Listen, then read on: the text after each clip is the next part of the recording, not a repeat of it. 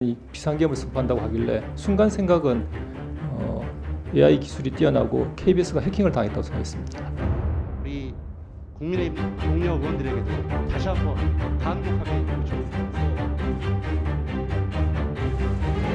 공직 부자인 본인은 양심에 따라 법과 헌법이 없이 그 당시에 계엄이 가능할 것인지 여부 그런 주장들에 대해서 어떻게 생각하셨습니까? 어떻게 평가하셨습니까?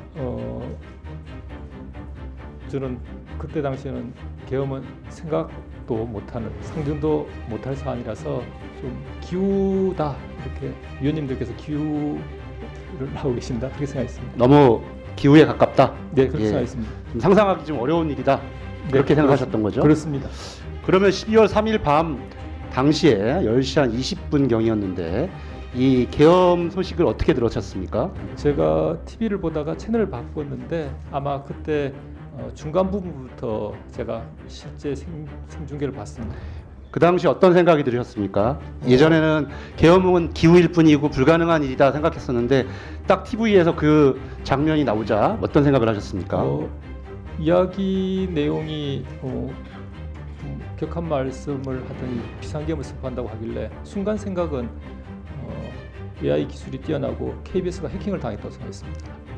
헌법재판관 어떻습니까? 헌법재판관에 대해서는 이미 3인에 대해서 국회에서 인사청문회 절차를 끝내고 네. 아마 국회에 이제 곧 그 의결을 받을 것 같은데 네. 그런 경우엔 직무대행이 헌법재판관을 임명할 수 있다고 생각하십니까? 제가 이해하는 헌법 규정과 헌법 내용에 비춰보면 국회 선출 몫인 헌법재판관 3인에 대해서는 국회에서 적법 절차에 따라서 선출 결의를 한다면 역시 임명권자가 임명을 해야 되는 것으로 생각합니다. 예. 그러니까 후보자도 얘기했듯이 대법관도 그렇고 헌법재판관도 그렇고 국회에서 추천 의결이든 임명 동의 의결이든 하면 네. 직무대행자는 선임해야 된다 그런 생각이신 거죠. 그건 할 수 있다 정도의 문제가 아니라 우리 헌법 66조 2항에 되게 되면 헌법수호 의무의 내용 중에 이 헌법기관을 구성해야 되는 의무도 있으니까 그것도 책임이라고 생각을 하시는 거죠. 빠른 시일 내에 임명해야 되는. 네, 위원님 의견에 동의합니다.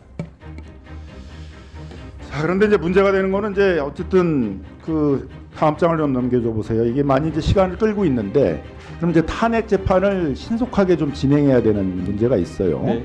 먼저 이제 송달부터 안 받고 있는데 이렇게 이제 그 상대방이 송달을 안 받을 때는 어떻게 법원에서 처리를 할 수가 있습니까? 송달은 기본적으로 법원, 탄핵 심판을 말한다면 헌법재판소의 책임이고 권한입니다.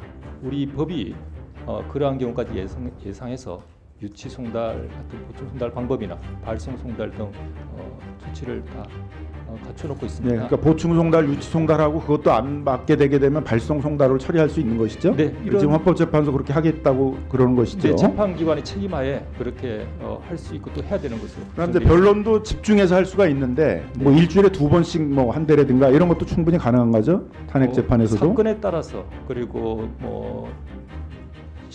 신속한 재판과 공정한 재판을 동시에 충족시켜야 될 사안이라면 당연히 그렇게 하고 할 수 있다고 생각합니다. 그다음에 이제 변호인을 선임하지 않고 이제 선임한다 그러면서 시간 질질 끌고 있는데 이런 것도 헌법재판소에서 필요하면 국선 변호인을 선임해가지고 진행할 수 있는 것이죠. 일반적으로 위원님 말씀하신 그런 절차가 있고 또 그에 따른다고 저는 생각합니다.